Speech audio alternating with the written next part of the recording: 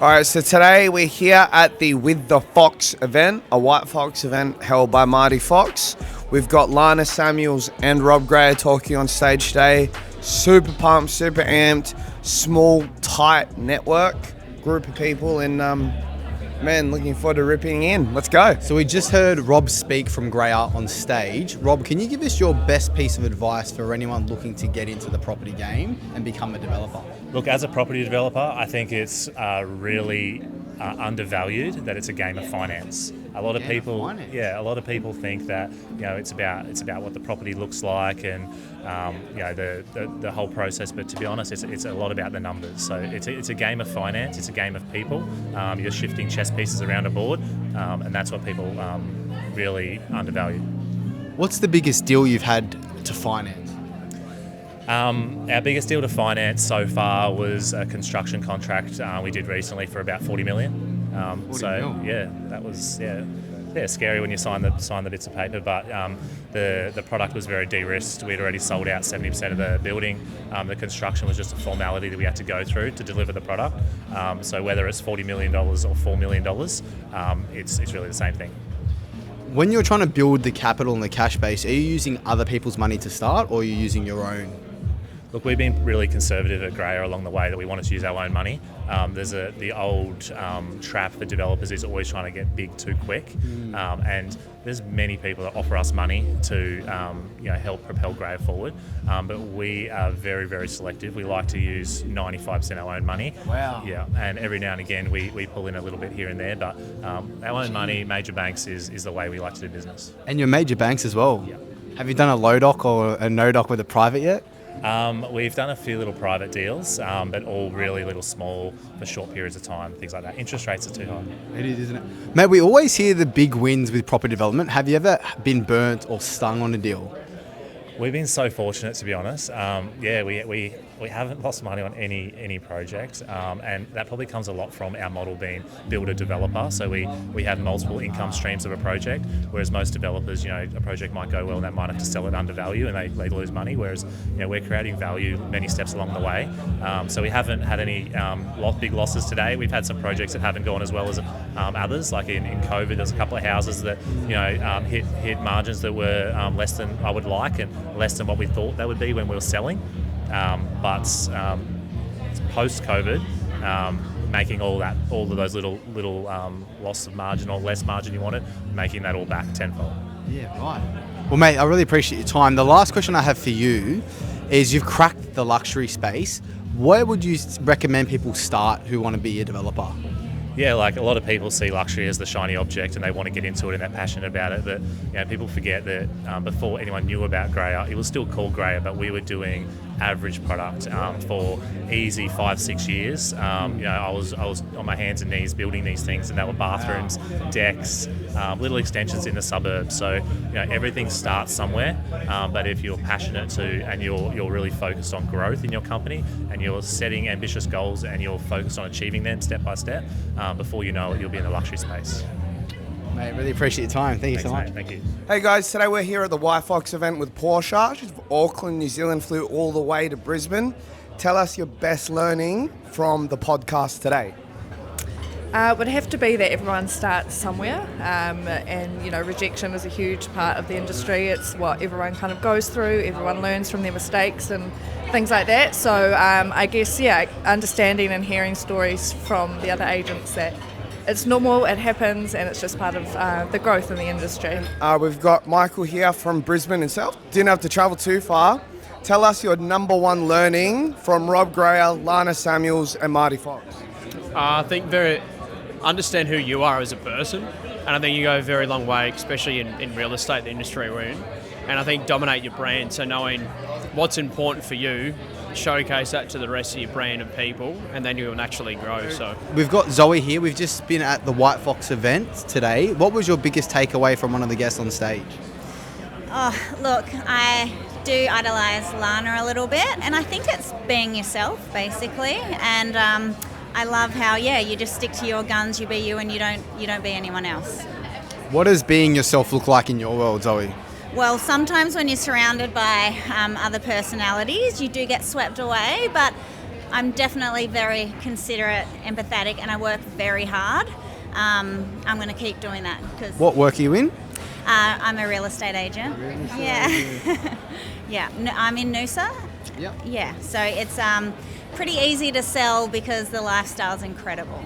Yeah, right. What's your favourite deal you've worked on so far? Well, I've just recently gone to an agency where we're dealing with prestige properties, but I actually find beauty in all of them. So it can be a lot to do with the vendor, it can be the videos you do with other agents. So I do find beauty in all of them. And what's your biggest goal for the rest of this year? The biggest goal would be to just keep going. Just keep going. Yeah, just keep going. Well, thank you so much. I really appreciate your time. Thank you. Today we're here at the White Fox event with Jake. Mate, what's your biggest takeaway from today? Just consistency, I think. It's obviously there's a lot of glitz and glamour in the industry, and especially with these guys, but just seem to come down to hard work, even with the developer, and that's the main thing, I think. Yeah. Yeah. So where are you from? Central Queensland, Yeppoon, little coastal town there. Yeah. And in terms of how you're going to apply what you've learned today into your business, what are you going to be doing? Just hustling, really. It's a corny answer, but you just got to go through the shit times and put the work in. Yeah. Love it, my man. Welcome back. Thank you for coming back. I've got a question for you that I learnt from you on stage. Yes. And it was about being somebody who's able to hold your value, essentially. Yep. You were looking at doing a deal in a marketplace that you didn't know as well as your core area, and you were able to still show your worth. So what would be your best piece of advice for anyone that is going outside their comfort zone in what they usually do, but still an expert in wanting to hold their fee? What would be your advice? I think it's got a lot to do with confidence and storytelling. So if you're going to ask for it, you need to back it up. When I come to a conversation around fee, and it comes up a lot, especially in this market right now in Victoria, we're up against agents that are coming in at sub 1%. Now, I can't compete with that, and I don't want that business because I always say to my clients, you are going to find other agents out there that are significantly cheaper than me, but you need to remember, I don't get paid until you've sold. So if I'm coming in sub 1% like everybody else, my mindset's not going to be engaged for your campaign. If I'm incentivized at the right level and I know that I'm being paid for what I do best, at the fee that makes me really comfortable and allows me to perform, you're going to get the best of me. You're not going to get handballed to junior agents. You're not going to not get responses from me when you email or you text or you call. At 10 o'clock at night, my phone is on and I'm taking that call. And that's how I respond with the buyers. And I always say to my clients, test me. Before you engage me, send me an inquiry on any listing that I have, and I can guarantee that you'll get a response within 30 minutes. Wow. And I can guarantee if you call me anytime after 8 p.m, my phone's going to be on and I'll pick up the call. So do your research as a vendor. I back myself. I don't take everything on. And there's a reason being I'm not a volume agent. I only want a certain amount of clients at one time, because if they're on with me and they're paying me the fee that I get, then they're actually getting me and they're getting that full experience and the full service. And what's your advice for the younger audience and someone like myself who wants to be in that space to get those higher fees, less volume? What would be your advice from your experience? You need to understand that you're not going to get the high fees at the very start. You've got to build the credibility, you need to get the scores on the doors, and you need to have the right case studies and stories in order to actually make that fee come to light. So early days, I wasn't coming in at the higher fee. I had to get the business and I had to get the experience and I had to prove myself. But once you've got enough under your belt, then you can be a little bit more bullish on what you ask for. And I always say to my clients, you don't go into Chanel and ask for a discount. So don't come and ask me for a discount. You're getting the best of the best for a reason. Last question for yourself. Besides Chanel, what's your favorite clothing brand? Oh, great question. I love everything fashion. I love getting dressed up in the morning. Cheap, Zara. Zara's the best. Basics are the best. These shoes are Zara. My slip is Zara. I mix it up. So it's not about having an expensive piece. Always have good shoes or a good bag and have your key staples, but mix it up and have fun with it. There you go. I've got one more to actually ask. Yeah, because you're all in black today, and the last podcast we're all in black. I'm all in black and I'm always in colour usually. Do you have a colour? Do you ever wear colour? And if you do, what's your favourite colour? I go with my mood for the day. Today this was like Morticia Adams Family vibes / boss vibes. So I dress on how I want to feel for the day. I like that. So I always wake up and I decide what type of day I've got, how I want to feel that day, and then I'll piece the outfit together. But yes, I wear a lot of colour. and I actually wear a lot of pattern usually as well. But read the play. Something a bit more sleek, a little bit of black, pop of colour, a little pink shoe like when we met. I love that, the pink shoe. Always have something that's memorable. So I always say to the girls out there, dress for your shape, what you're comfortable. I'm curvy, I'm not a size 6. I won't be wearing short things, it's not my vibe. You've got to dress for what really makes you comfortable in your skin. And then once you're comfortable, you've got that confidence. And wear something that's going to be memorable. Have fun with it. It doesn't have to be boring. Beautiful. Well, I'm going to interchange with Kevin and see what he comes up with. The biggest takeaway that I've had from you is you went through a lot of struggle, but you've come out on top. How have you built that mindset to actually be able to overcome some really, really challenging times? Oh, good question. I think you need the knocks. It can't always be up. You can't get everything. You can't sell everything. If that was the case for everyone, life would be boring and you're never going to get lessons out of it. So I always say to my team, if you don't get the business, don't beat yourself up. Try and understand why so you don't make the same mistake over and over again. However, a little bit of rejection is really important because it continues to build you up. For me personally, I've had things out of my control, my personal life, that have been really challenging at times, and hitting rock bottom is a good thing at times. And even in my career in the early days, Marty knows I've quit 3 times in almost 8 years of being here. And it's just finding that resilience, finding that inner strength, building yourself up and really taking control, because there's so many things that we can't control. What I can control is me, how I behave, how I act, how I treat people, and how I execute in a transaction. I can't control buyers, I can't control vendors. But when it comes to a deal, I know that there's certain elements that I can control. I can control the way that it's styled. If you do the right things, I can control the way that it's marketed. I control my dialogue with the buyers. I can control my control with the buyers in terms of the service that I offer, and I can control the way that I behave when the deal is unfolding. But you can't control everything. Ladies and gentlemen, Lana Samuels. All right, we're here with the big man himself, Marty Fox. Mate, I was in there in the morning huddle. You said some stuff there. Can you go over a little bit about what you said in that morning huddle? Yeah, it was essentially just, myself and those closest to me. There was about, probably 8 of us in there from WHITEFOX, and we're talking about, making sure that you find that fear in those moments that you haven't been in before. I've never done a live event. I've never, pulled something like this together with the team. And for me, I was quite nervous, and I had that sort of that energy where I was in fear of the situation. But what I was explaining to the team was that there was a lot of things that they were doing for the first time as well. And life is about growth. And I truly believe that for me and for the people that are closest to me, that's what we're chasing. And fear and adrenaline, they're not mutually exclusive. Like, they actually balance each other. So, I've taken that fear and that unknown, and I've really come into today. And now that we're halfway through, I'm starting to get that adrenaline. I'm starting to get that feeling like this is going really well and people are getting value, and this is growth. These are the moments in life that you look back on and you say, that was great. That's now put me in a different mental state, because I can always look back on this and say, this is a memory and an achievement and an experience collectively with some amazing people that I'll be able to hold on to for many years, and teach my kids on how to push through that fear. Let's not forget, mate, I couldn't speak publicly at school. I was always afraid to get up and speak in front of the classroom.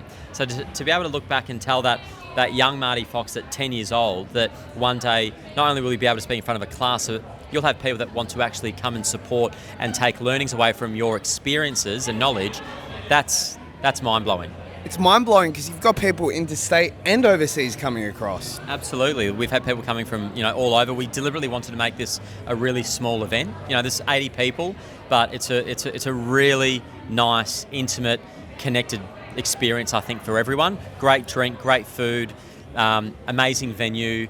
And this next section of the day is all about interaction and Q&A. I've been to so many events. I've been to amazing events, but I always left without asking some of those key questions that could help unlock something for me personally. And I really want to help try and unlock things for people in that room, and all of us leave on that journey of knowing that something that we're about to go and do is going to be great.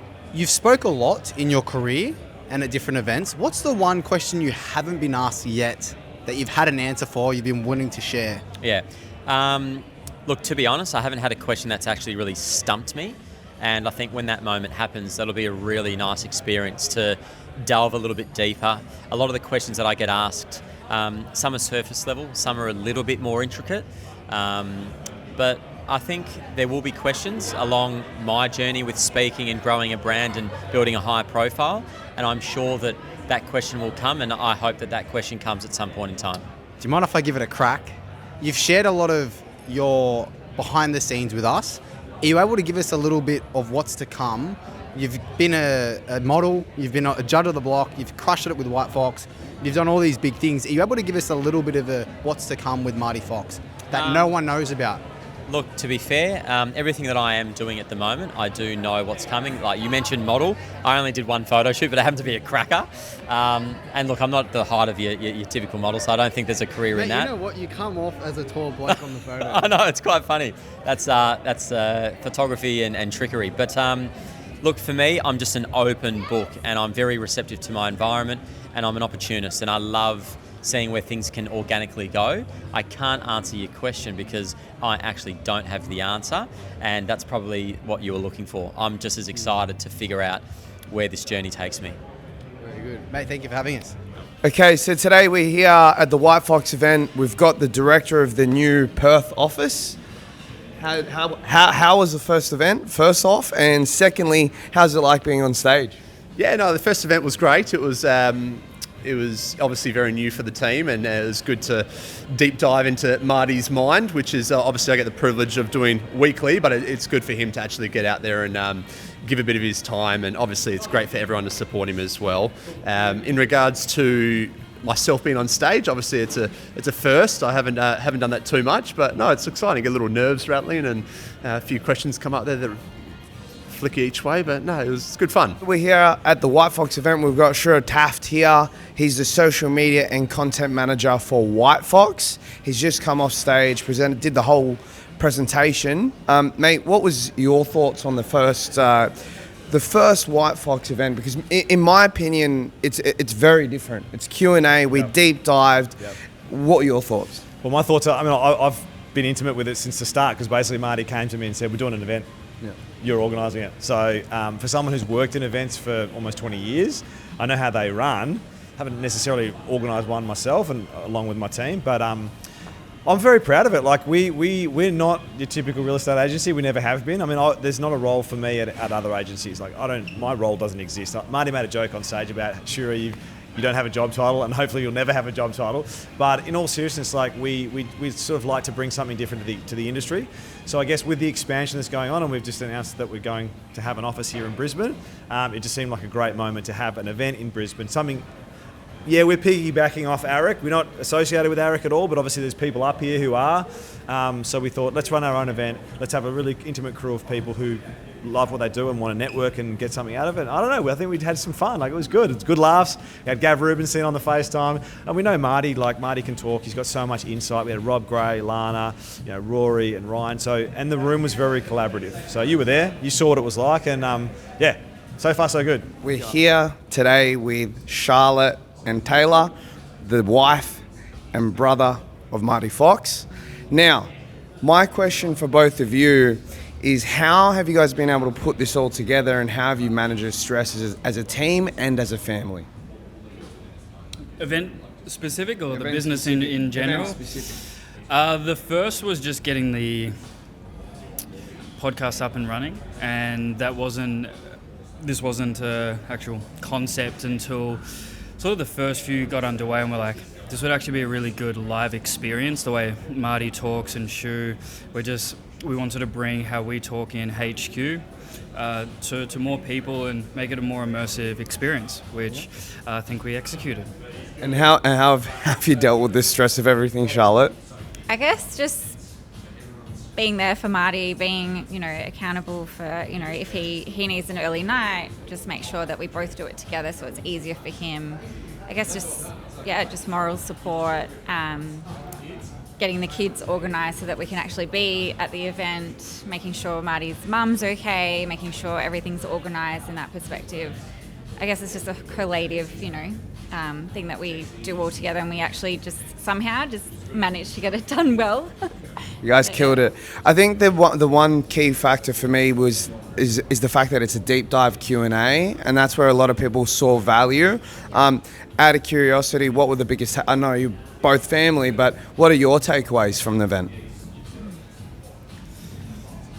I would say that everyone, even though at different levels, the support across the board is really there, and you'll go through the ebbs and flows differently, but the shared knowledge and collective minds really brings that strength.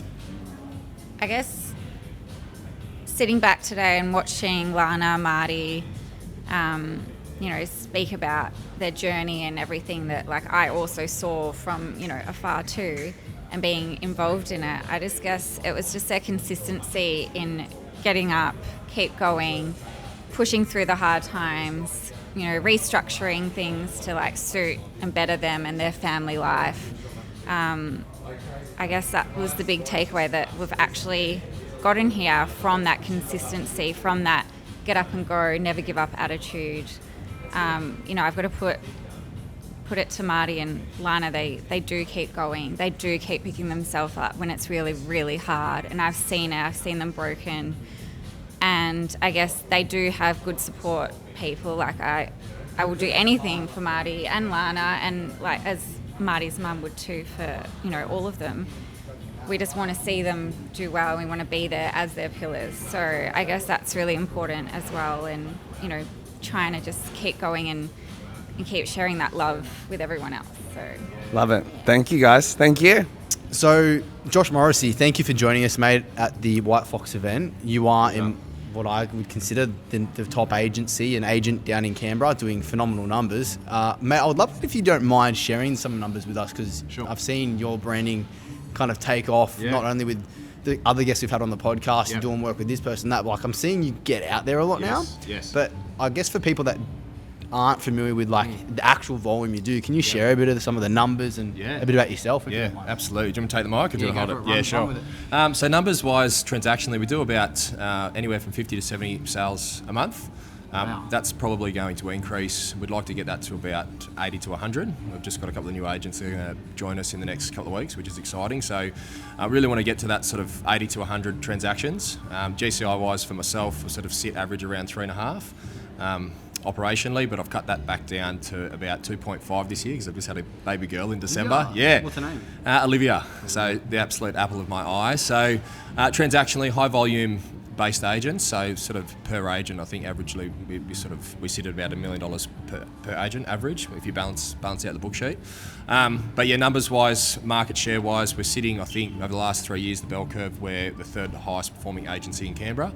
So there's Ray White, I think Bell, then us, the inner south where we operate, we're neck and neck for third. And I think importantly with our business that you touched on, we've done that with 8 agents, now 9. We're competing with agencies that have, 28 to 35 agents, So I think, the quality that we have in our business is the thing that's actually contributed to the numbers that you're seeing. Because there's not a lot of us, but we're putting out big impact. And I think that's what you're saying. Because, mate, I know we were just chatting before, there's a difference between being an agent and also the business owner. What would have been the biggest learnings you've experienced being both the agent and the business owner? Mate, it's a good question. I think definitely look accountability with yourself. So with an agent, if you're being an agent, you're a buyer's agent, I'm a real estate agent, you need to be accountable to yourself and your clients, and obviously your partner and all the rest if you have it. But accountability to yourself on a max level. So going from being an agent to a business owner, you're responsible for a lot of people and their trajectories. So you really have to be across all the macro and micro details about your business and their business. And I think having a really detailed strategy around your day, understanding the value of your time. I think if you ask a lot of agents what their hourly rate is, they probably couldn't tell you. And if anyone's playing at home, if anyone's playing at home, that's basically your gross rev by 2080. That's how many business hours you work in a year. divided, and that's going to punch out your hourly rate on average. So having an acute understanding that when I transition from being an agent into a business owner, that I'm not doing anything that's outside of that dollar value, right? So I'm not going to go and meet somebody for a coffee. If someone wants to catch up with me and just shoot the shit for 2 hours from 12 till 2 on a Wednesday, I'm not going to do it. That 2 hours is going to go into my clients or my team so that I can help grow them, invest the time where it's necessary, because I know on the back end, I'm going to return that time across my hourly rate. So having a really key understanding about the value of my time from a monetary point of view and from an output point of view. So value being, obviously what I'm doing for the business, what I'm doing for the clients, and what I'm doing for myself. So I'm always trying to look at time versus tasks. I work in a time-based structure rather than a task-based structure. So I would rather focus on 2 really high-quality hours on a couple of tasks, because I know the value output out of those quality tasks are going to be much higher than if I dilute that over a 2-hour period and 30 shit tasks. So you get really good at shortening the time between your thought and your action, and then executing on that thought every single time and doing that on repeat. And then when you become a business owner from being an agent, you get so many reps in that time between thought and action shortens every single time, and then the quality of your output gets better and better and better, and then your direction and leadership skills within the business gets sharper and more acute. That's probably what I've learned the most. Is there an example of that playing out, like when you've gone from task to time? Yeah. Like an example? So definitely, I think, focusing, simple thing, like focusing on being, your call sessions, your callbacks, getting back to your buyers and your sellers and your future business prospects and agents that you're trying to get into the business and all that sort of stuff, is shortening the time in comms and increasing the value in comms, right? So if I've got a shorter amount of time to make a phone call with a buyer, I want to make sure I'm getting to the point quickly, I'm making sure that I'm getting a read on it quick, and I'm getting to the outcome even quicker. And once you start applying that metrics to your thinking, that just blankets how you operate. So it goes from anything from the calls, how I'm communicating face to face, interfacing with the market when I'm out at open homes, how I'm holding a meeting, if I am holding a staff meeting or a sales meeting that goes for an hour and I need to get a lot in, what are the key factors and what are the takeaways I can leave everybody else with, so then that information and that quality can spread through my business through the actions of my staff. So it's in all of my actionables from, getting up in the morning. So I do, rather than listening to music, when I'm training, I listen to a pod, and it's usually yours. So credit to you, brother. 4 o'clock, 4 to 4:30. Yep. So I've got 3 kids. So, there's some of the big changes too, is understanding that, as much as you need to value time, the busier you get, you run out of it. So you need to make sure that your time windows that you create for yourself, which as business owners and agents and buyers agents, we're all trying to get more successful to create more time windows for ourselves. So don't create more time windows for yourself and then waste your time doing stupid tasks. Don't do non-dollar productive tasks if you're trying to be a high dollar value person. That's another thing, right? And just focusing on things that matter. You sound very polished and like you've got a lot of everything's already thought out. Like you're very structured and everything you've thought about. Where did that come from? Did you learn that? Is it just from learning as you go? Like where did you build the Josh Morrissey model? Mate, these are good questions. So that's just reps, and I think having a core understanding, you can't fake who you are. So if I know who I am and what I'm bringing to the table, I know who I am and what I'm bringing to this conversation, and I know how to answer these questions to the best of my ability being me, because I'm me. I can't fake being me. And the sharpness of my answers and my communication, if you like, if that's the point to your question, is that I've just got the reps in. I've just solved the problems. Everything in my life is by design. I think a really good point to take away from that too is that when you start having a key understanding about your time value and your dollar value on your time, then you start to create a life by design. You start creating and moving and acting in a way that facilitates a life that you want, right? I don't create tasks and I don't create obstacles for myself that are going to get in the way of me creating a life that I want to live. So if I'm creating these time windows for myself and I'm putting the reps in and I'm getting better at, like communicating and being sharp and being polished, that's just because I've solved a lot of problems. I'm putting myself in situations where I have to solve a lot of shit, right? And I'm prepared to put myself in that firing line to figure it out. We were just saying off camera, we're talking about you've got a huge deal on the go at the moment and you're juggling 3 deals while you're at a conference and you're problem solving while you're trying to absorb information, right? And you'll get those 3 deals away. Then when you get those 3 deals away, you'll multiply that. You'll 3x. You'll have 9 deals on the go, but you would have had those conversations times 3, and then you'll multiply by 3 and get 9 net results. So, it's just about reps. So the conversation you're having right now about this really big deal you're trying to close is you're finding the answers to quickly service the question, but once you've done that, it's in the bank, right? And it's the same for, if you're transitioning from being an agent going to, being a business owner, it's just reps. It's really simple, but it's retaining the information, making sure that you learn from the mistakes. And if you fuck up, don't do it again. You know what I mean? And if you fuck up, and somebody asks you for advice, give them the advice not to fuck up. It's really, really simple. But I think just, having a core understanding about who I am, what I bring to the table in every situation, whether it's personal, professional, whatever, I'm just dead clear about it, and I don't fake anything, and you can't falsify yourself, man, and people, that's the other thing too, we're energy traders. People buy into authenticity, facts tell, stories sell, you know what I mean? So I think the more that you can be factual and the more that you can tell your story and be authentic about that, you're always going to have, 2 bites of the cherry, and you'll never lose. I've got a bit of a personal question. Sure. Being a younger business owner, agent, so to speak, looking at someone like yourself who's got a pretty good stature, like you're fit, like you're successful, put together, what someone would consider a high value man. What would be your best pieces of advice for the younger people like myself that's aspiring to get in a similar track? What do we need to look out for, and what creates a high value man? Mate, good question again. Look, be careful who you idolise. Get under the hood. Because what you'll find is a lot of these people that you idolise and that you materialise a lot of your actions towards, they're not what you think. So make sure that if you're idolising some movements and some actions and some perceived value on somebody, that you get under the hood first. Because what you'll find is you want to find where they fuck up, not where they're shining. Because what you'll learn from people is where they made mistakes, not where they won, right? So, and what defines a high value man is self-belief.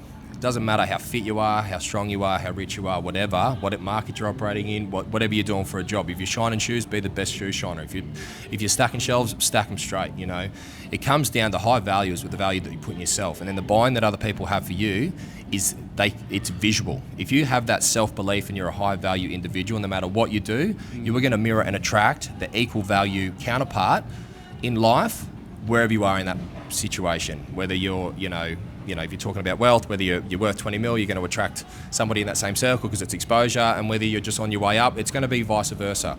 So I think be really careful about who you idolise and materialise things off facts. Get your facts straight, have core understanding about what matters to you, and operate off your own pillars. Life's way too fucking short to be trying to be someone else.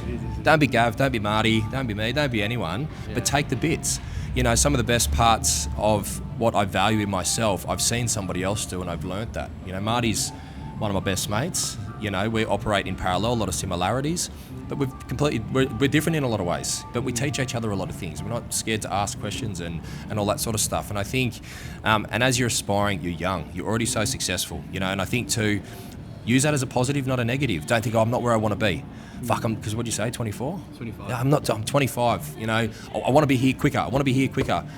Okay, let's look at the average. Let's just table that for a minute. How many other 25-year-olds do you know that are crunching 3 multi-million-dollar deals in their pocket while they're, shooting a podcast with one of the biggest platforms in Australia?